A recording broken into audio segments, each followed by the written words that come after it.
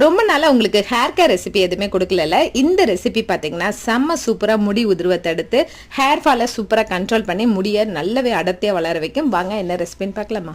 இப்போ இந்த ரெசிபிக்கு ஒரு சின்ன மாதுளம் பழத்தை முழுசாவே தோலோட கட் பண்ணி அதை வந்து மிக்ஸி ஜாரில் சேர்த்துட்டு ஒரு 15 சின்ன வெங்காயமும் சேர்த்துட்டு தண்ணி சேர்க்காம அரைச்சிட்டு வந்துடலாம்.